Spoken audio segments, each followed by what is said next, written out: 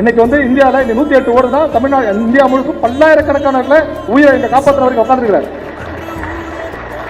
அந்த புகையில அந்த 108 மட்டும் இல்ல, இன்னைக்கு நாங்க வந்து சின்னையாவுக்கு அமைச்சரா வரும்போது WHO சொல்லுச்சு உலகத்திலேயே அதிகமானவர்கள் புகையில இறக்கப்படுற நாடு இந்தியான்னு சொல்லிச்சு.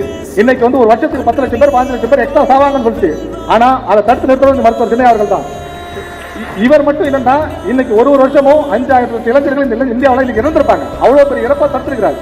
அது மாதிரி ஏராளமான சாதனைகள் செய்தவரே நம்ம சின்னையாவர்கள். இது நம்ம லிஸ்ட் போட்டுக்கிட்டே போகலாம். நீங்க சித்த மருத்துவம் இவர் வர்ற வரைக்கும் இந்தியாவில் ஆயுர்வேத மருத்துவம் தான் மருத்துவம்னாங்க. ஆனா இவர் வந்த பிறகு இன்னைக்கு சித்த மருத்துவம் தான் பெரிய மருத்துவம் இங்க இன்ஸ்டியூட் வச்சிருக்காரு. நீங்க வந்து நம்முடைய பாரம்பரிய அறிவுலாம் பறிபோகுதுன்னு ரொம்ப பெரிய பிரச்சனை இருந்துச்சு. அதை ஒரே ஒரு ஆர்டர் போட்டு அதை தடை பண்ணாரு. தமிழ்நாடு முழுக்க புட்டாக்க நிறைய போட்டோ இருந்துச்சு, ஒரே ஒரு கையெழுத்துல மாத்தினாரு. அப்படின்னு நிறைய சொல்லலாம். அத்தனை சாதனை செய்தவரே சின்னையாவர்கள். இவர் ஒரு சாதனை மனிதர் அப்படின்னு மருத்துவர் ஐயா அவர்கள் 2014 புத்தகம் எழுதி வெளியிட்டாங்க. அந்த அப்படிப்பட்ட சாதனைக்கு சொந்தக்காரர்.